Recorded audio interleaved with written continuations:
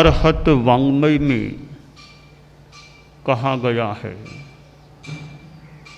सुवर्ण रूपस्य उपव्यया भवे, सियाहु कैलास समा असंख्या, नरस्य लुद्धस्य न तेहि किंचि, इच्छा उ आगास समा अनंतिया। आश्रय। 3 शब्द हैं, अनिच्छ, अल्पेच्छ, महिच्छ।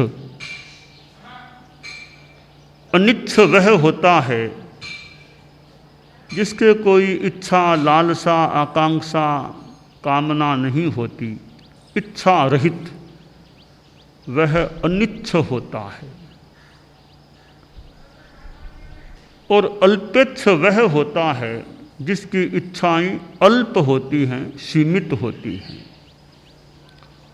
और महिच्छ वह होता है जिसके बहुत ज़्यादा लालसा, इच्छा, कामना होती है, वह महिच्छ होता है। इच्छा ज़्यादा होती है तो मानना चाहिए वह दुख का कारण है। जितना आदमी संतोषी रहता है, आत्मतोषी रहता है, वह सुखी रह सकता है। शास्त्र में कहा गया, कामे कमाही कमियंखु दुखम।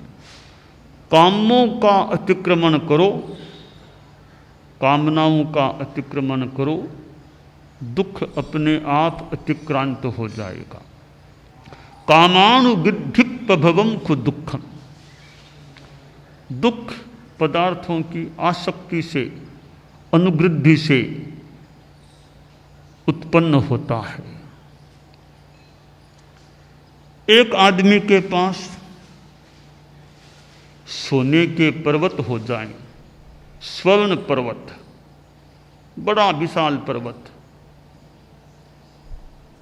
चांदी के पर्वत पास में हैं, कैलाश पर्वत जैसे पर्वत चांदी सोने के, पर आदमी लोभी है, लालसावान है, इच्छावान है,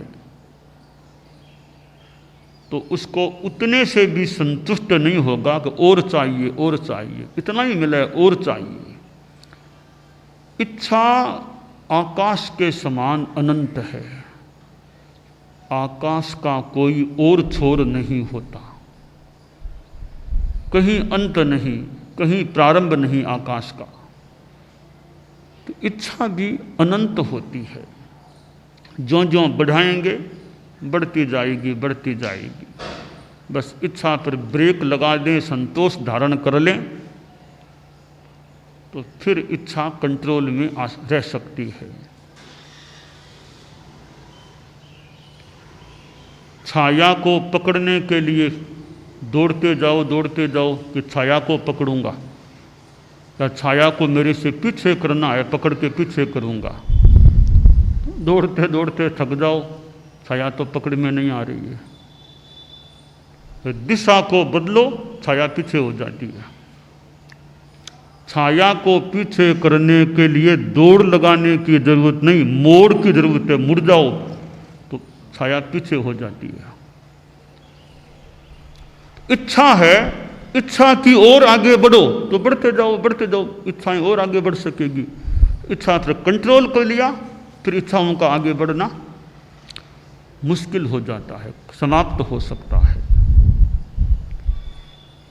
तो इच्छाओं का जिसने परिसीमन कर लिया, इच्छाओं पर कंट्रोल कर लिया, लालसा मुक्त हो गया, वह आदमी उस संदर्भ में बहुत सुखी रह सकता है। एक साधु गोचरी के लिए गया,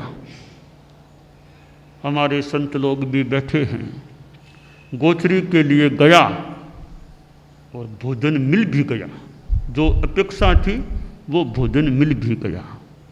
या कभी गोचरी गया और के सोचता नहीं, वो नहीं, भोजन नहीं मिला, आहार नहीं मिला, तो साधु सोचेगा इतना श्रम किया, इतनी दूर आया, मिला तो कुछ नहीं, फालतू मैंने इतना परिश्रम किया चलने का। यह भी मन में आ सकता है। मिल गया, ओहो वाह कितना मिल गया, मेरे में कितनी लब्धि है कि इतना मिल गया मिल गया। ये दोनों ही न उत्कर्ष का न अपकर्ष का भाव आना चाहिए। तो क्या सोचना चाहिए? एक संस्कृत में साधु के लिए श्लोक आता है, लभ्यते लभ्यते साधु साधु एव न लभ्यते अलब्धे तपसो वृद्धि लब्धे देहस्य धारणा। कि अगर मिल गया, मिलता है आहार तो ठीक है, नहीं मिलता है तो भी ठीक है, कोई बात। दोनों ठीक कैसे हुए? मिलना तो ठीक है, नहीं मिलना ठीक कैसे हुआ? ठीक है, श्रेष्ठ या नहीं मिला तवोत्ति अहियाशय, आज तपस्या उपवास तपस्या हो सकती है। अलब्धे तपसो वृद्धि, आहार नहीं मिलेगा तो तपस्या की वृद्धि हो जाएगी, तपस्या हो जाएगी। मिल गया तो शरीर को पोषण मिल जाएगा, नहीं मिला तो आत्मा को पोषण, मिल गया तो शरीर को पोषण। किसी को तो पोषण मिल ही सकता है ना, हमारे पास दोनों ही है, आत्मा और शरीर। तो नहीं मिला तो सोचे आज आत्मा को पोषण मिला है तपस्या के रूप में, मिल गया तो आज शरीर को पोषण, संयमी शरीर को पोषण मिल रहा है। तो साधु दोनों ही स्थितियों में शांत रहे, मिल जाने पर उत्कर्ष में न आए, न मिलने पर दुखी भी न बने। नियंत्रण करना है तो विपरीत दिशा में चलना पड़ेगा। संस्कृत का एक श्लोक है, न शयानो जयेन निद्राम न भुंजानो जयेत क्षुधाम न काम मानह कामानाम लाभे नेह प्रसाम्यति। कि निद्रा विजय प्राप्त करनी है, खूब सोता रहता है तो ऐसे नींद पर विजय थोड़ी होगी। कुछ नींद को कम करने का प्रयास करोगे तो निद्रा विजय की दिशा में आगे बढ़ सकेंगे। भगवान महावीर कैसे नींद आती तो संक्रमण करने लग जाते, नींद को उड़ाते। तो उड़ाने का प्रयास करेंगे तब तो माने कि निद्रा विजय की दिशा में आगे बढ़ सकेंगे, आशा करें। नींद लेते रहते हैं, सोए रहते हैं, सोए रहते हैं तो नींद पर विजय कैसे मिले? तो न शयानो जयेन निद्राम, सोता हुआ है वो नींद पर विजय प्राप्त नहीं कर सकता। न भुंजानो जयेत क्षुधाम, खाता हुआ वो भूख पर विजय नहीं पा सकता। खाते रहो और भूख और खा लो और खा लो खा लो। तो कम खाओगे, धीरे धीरे कम करोगे तो क्षुधा विजय हो सकेगी। खाते ही रहोगे तो क्षुधा विजय कैसे होगी? आदमी कोई निद्रा विजय कर ले, क्षुधा विजय जितना हो सके कर ले, और आसन विजय कर ले। निद्रा विजय हालांकि बहुत सावधानी की बात है, कितनी निद्रा की विजय करें। बचपन है, नींद में ज़्यादा कमी कर दी तो कहीं कोई स्वास्थ्य पर दुष्प्रभाव भी पड़ सकता है। तो समुचित नींद ले लो, समुचित रूप में जागृत रहो। न अति नींद न अति जागना अच्छा है। तो ज़्यादा मत सो, आवश्यक है वो तो फिर भी बचपन आदि में तो सोना अपेक्षित हो सकता है। पदार्थों के प्रति लालसा करते जाओगे तो लोभ नष्ट थोड़ा ही होगा। धीरे धीरे कम करो लालसाओं को भी, ये नहीं चाहिए ये नहीं चाहिए। तुम भोजन कर रहे हो, मान लो अब भोजन में तुम्हारे मनोज्ञ पदार्थ आ गए, यह तो मुझे बहुत भाता है, बहुत रुचि है, बहुत बचपन से खाता हूँ, अच्छा आज ये आ गई, आज ये खाऊंगा। तो ज़्यादा उस चीज़ के प्रति तुम्हारे मन में आकर्षण हो रहा है। जैसे आज भुजिया आ गया कुछ दिन में, अच्छा भुजिया खाऊंगा, भुजिया बचपन में ही खाता, आज भुजिया आ गया, अब वो आसक्ति हो रही है, खाऊं। तो तुम करो आज भुजिया खाने का ही त्याग है, आज भुजिया नहीं खाना मुझे, इतना क्या आकर्षण है भुजिया का। तो इससे तो कामना कम हो सकेगी। खाते रहोगे, हाँ भुजिया खा लूँ, वो खा लूँ, तो वो कामना कम कैसे? तो प्रहार करो, प्रतिकूल प्रहार करो। जिस चीज़ के प्रति ज़्यादा रुचि आकर्षण है खाने का, वो ये खाऊं, आइसक्रीम खाऊं, वो खाऊं, ज़्यादा रुचि हो रही है, आज ये खाने का ही त्याग है। संतों के पास कोई गृहस्थ आया, महाराज गोश्री कृपा करना, आज तो मेरे मिष्टान घर में बनेंगे, वो बनेगा, आज आपको गोश्री आना पड़ेगा, मेरा यह बनेगा। तो संत ने सोचा, रे क्या मिठाई के प्रति आकर्षण रखना है? कहा अच्छा भाई, आज तुम्हारी जो घर में बन रही है, आज ये मिठाई खाने का ही त्याग है मुझे, वो मिठाई मुझे खाने का ही त्याग है आज। तो मिठाई के प्रति क्या आकर्षण रखना है? ये बार बार कह रहे वो मिठाई, आओ गोश्री वो मिठाई है, तो इतना क्या हमें त्याग है मिठाई खाने का है। तो यों इच्छाओं को कम करेंगे ना, प्रतिकूल दिशा, प्रतिस्रोत में चलो। एक तो स्रोत के साथ साथ बहना, हाँ और खा लो, हाँ और मंगा लो, और खा लो, तो कामना विजय मुश्किल है। प्रतिकूल प्रतिस्रोत में नहीं खाना, आज ये नहीं खाना, इन चीज़ों का त्याग कर देता हूँ, ये चीज़ें नहीं खानी है। जिसके प्रति ज़्यादा आकर्षण है उसको छोड़ोगे तो कामना का निरसन हो सकता है। तो जीत के लिए निद्रा को जीतना है, क्षुधा को जीतना है, कामना को जीतना है, तो प्रतिस्रोत में चलो। तो यूँ धीरे धीरे हम विजय की दिशा में आगे बढ़ सकते हैं। कामनाओं से जो मुक्त, लालसा नहीं, आकांक्षा नहीं, वो आदमी बड़ा सुखी होता है। कामनाएं बहुत है तो धनपति भी बन गया, तो और कामना, वो धनपति आदमी भी सुखी नहीं रहता है, वो भी दुखी हो जाता है। इसलिए काम मुक्त चेतना, लालसा से मुक्त, इच्छाओं से मुक्त चेतना जितनी होती है, तो आदमी कामना विजय की दिशा में जैसा जैसा प्रयास आगे चलता है, संस्कृत में कहा गया है, यथा यथा समायाति संवित्तौ तत्वमुत्तमम् तथा तथा न रोचन्ते विषयाः सुलभा अपि। यथा यथा न रोचन्ते विषयाः सुलभा अपि तथा तथा समायाति संवित्तौ तत्वमुत्तमम्। जैसे जैसे उत्तम तत्व का ज्ञान होता है, वैसे वैसे पदार्थों के प्रति आकर्षण कम हो जाता है। जो जो पदार्थों के प्रति आकर्षण कम होता है, तो उत्तम तत्व की प्राप्ति की दिशा में हम आगे बढ़ सकते हैं। तो ये दो ध्रुव हैं, उत्तम तत्व की प्राप्ति या पदार्थों के प्रति आकर्षण है। दोनों में विरोध है। पदार्थाकर्षण कम होगा तो उत्तम तत्व बढ़ सकेगा, उत्तम तत्व बढ़ेगा तो पदार्थाकर्षण कम हो सकेगा। संत महात्मा, विशिष्ट महात्मा प्रवचन दे रहे थे। प्रवचन संपन्न हुआ तो एक श्रोता खड़ा हुआ कि गुरुजी आपने सुख की बात की, इतना सुख, वो सुख, आत्मा का सुख, आप एक मेरे प्रश्न का उत्तर देने की कृपा करें। आपकी इस परिषद में सबसे ज़्यादा सुखी आदमी कौन है, यह बताइए। आप तो ज्ञानी पुरुष हैं, बताइए सबसे ज़्यादा सुखी इस परिषद में कौन है। परिषद में राजा भी बैठा था, नगर सेठ भी बैठा था, मंत्री भी बैठा था, राजकुमार भी बैठा था, ऐसे कई विशिष्ट लोग बैठे थे।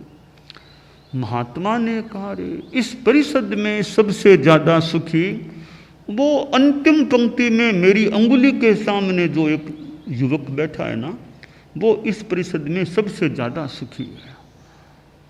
तो कई कार्यकर्ता गए कि देखते वो कौन है इस अंगुली की सीध में।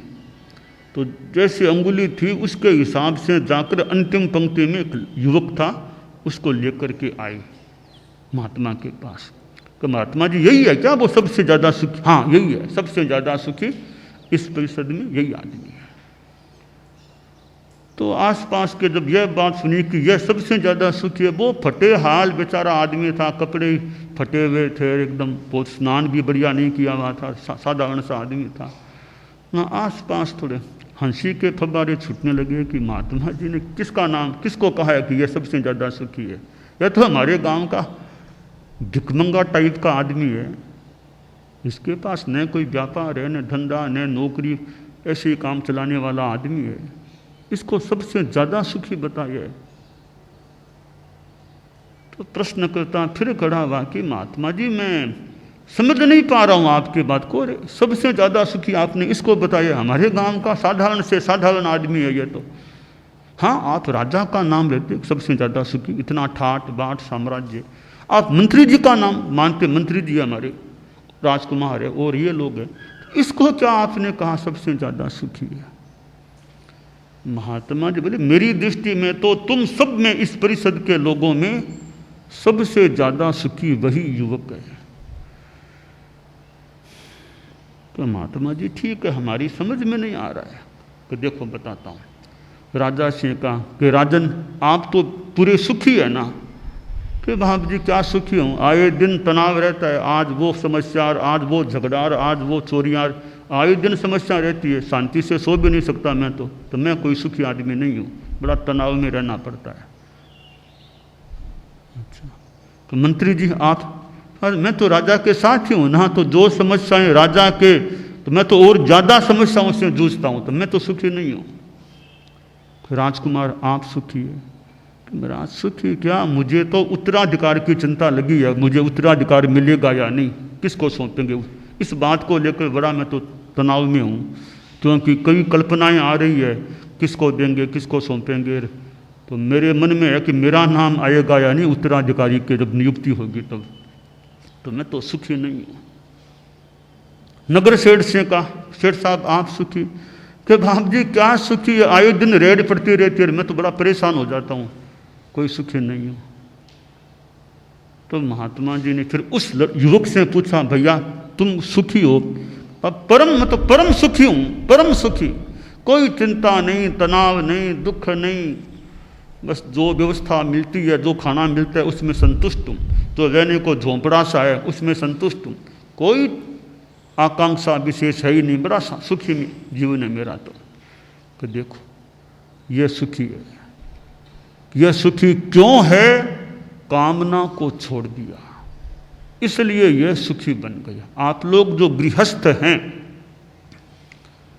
आप सोचिए, देखिए कामना कितनी है।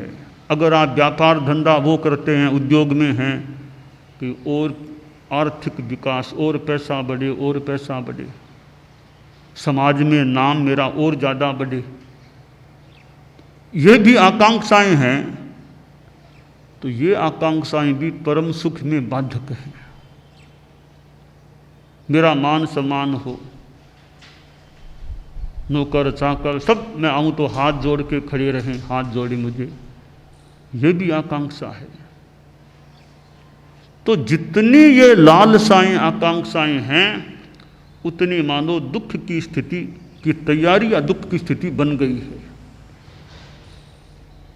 तो शास्त्रकार ने सुंदर एक बात कह दी कि इच्छा आकाश समा अनंतिया आश्रित। इच्छा आकाश के समान अनंत है, इच्छाओं का परिसीमन करो। श्रावक के 12 व्रतों में 5वां व्रत है इच्छा परिमाण, यानी वो अल्पेच्छ होने का तरीका है। इच्छाओं का परिमाण कर लो, परिसीमन कर लो, तो तुम अल्पेच्छ बन सकोगे। संतोष ऐसा धन है, और कितना ही धन मिल जाओ, गज धनक और धन पशु धनक, पैसे वाला धन कितना ही मिल जाए, संतोष धन जब आ जाता है और चीजें धूल के समान है। संतोष पाहन रहे सपूज्यो, वह पूज्य है जो संतोष प्रधान जीवन जीता है। तो हमारे में संतोष रहे। सर्वत्र संपदस्तस्य संतुष्टम यस्य मानसम उपानद गूढ़ पादस्य सर्वाचर्मावृतैव भूः। राजा नंगे पांव घूम रहा था तो एक कांटा चुभ गया। तो राजा ने सोचा, रे मैं आज पहली बार नंगे पांव चला और कांटा चुभ गया, तो मेरे राज्य में तो कितने लोग नंगे पांव मजबूरी से चलते होंगे, उनके भी तो कांटे चुभते होंगे ना। पास में मंत्री था और राजा ने कहा, रे मंत्री एक काम करो, पूरी धरती, राज्य की पूरी धरती पर चमड़ा मंडा दो, किसी के कांटा नहीं चुभेगा। अच्छा, जो आदेश आपका महाराज, जो आदेश। सोचा राजा का कथन है तो तत्काल बात को काटना ठीक नहीं होगा। ठीक है महाराज, हाँ अब तुम जल्दी जाओ, सारी व्यवस्था करो, धरती पर चमड़ा मंडवाना है। मंत्री वहां से रवाना हो गया। हाँ जो आदेश आपका, जो आदेश। थोड़ी बातचीत भी शुरू कर दी, निचले मंत्रियों से भी इतना चमड़ा मंगवाना पड़ेगा, इतनी जगह सब मंडवाना होगा, सब कर्मचारियों को बुलाओ, उससे काम कराना है। व्यवस्था शुरू भी कर दी। शाम को मंत्री गया, फिर शाम का समय था रोज बातचीत का, तो गया तो मंत्री बोला, महाराज, राजा का मूड भी ठीक था, प्रसन्न था कि महाराज अब जनता को तो सबको वो जैनों वाला संथारा करवा देना, संथारा पचका दे, अनशन करवा दे, खाना पीना सब, खाने का सब त्याग करा दे। त्याग क्यों करा दो, जनता को मारना थोड़ा ही है, क्यों त्याग करा दो। तो महाराज और तो क्या करेंगे, आपका आदेश है, आपका आदेश तो पालना है। आदेश है आपका कि पूरी धरती पर चमड़ा मंडवाओ, तो पूरी धरती पर चमड़ा मंडवा दिया जाएगा, फिर खेती बाड़ी कहाँ होगी, खेती होगी कहाँ पर, लोग खाएंगे क्या। तो अच्छा संथारा करा दें सबको, आराम से अपना आत्मा का कल्याण करें। अरे मंत्री, ये तो मैंने ध्यान दिया ही नहीं, तो तुम बताओ क्या करना चाहिए कि लोगों के कांटे न चुभे। मंत्री बोला, अंदाता सीधी सी बात है, हम सरकार की ओर से, राज्य कोष की ओर से, राजकीय कोष की ओर से जो भी गरीब लोग हैं, अमीरों के पास तो जूते हैं ही, मान के चले, जो गरीब लोग हैं सबको राजकीय कोष से चमड़े के जूतों की जोड़ी उपलब्ध करा दी जाएगी। जूते पहन लेंगे चमड़े के, फिर कांटे कैसे चुभेंगे। तो पैरों में जूता है चमड़े का, वो जहां भी जाएगा उसके लिए वो धरती चमड़े की हो जाएगी, चमड़े से मंडी हुई हो जाएगा। हाँ यह बात बिल्कुल ठीक है, ऐसा करना चाहिए। तो कई बार राजा का मंत्री बड़ा काम का होता है, मंत्री बड़ा इस बात को ठीक बिठा देना वाला कभी कभी हो जाता है। तो राजा के पास मंत्री बुद्धिमान हो, सुबुद्धि हो, बुद्धिमान हो, समझदार हो, तो शासन राज्य की कई समस्याओं को ठीक कराने में मंत्री का बड़ा योगदान हो सकता है। सभाओं संस्थाओं में भी बुद्धिमान मंत्री होता है। अध्यक्ष मान लो वृद्ध है, थोड़ा कम पढ़ा लिखा, जो भी है, मंत्री पढ़ा लिखा और बुद्धिमान है तो वो डे टू डे सारे काम, अध्यक्ष तो ठीक है साइन करना तो कर दे, बाद में थोड़ा देख ले, बाकी डे टू डे ज़्यादा काम सारा पत्राचार लेखा पढ़ी मंत्री करता है। तो मंत्री बुद्धिमान होता है तो संस्थाओं का काम अच्छा संचालित हो सकता है। तो यह संतोष का जूता जिसने पहन लिया, फिर यह कामना के कांटे चुभ नहीं सकते, आदमी सुखी रह सकता है। तो कामनाओं पर कंट्रोल करने का प्रयास किया जाना चाहिए।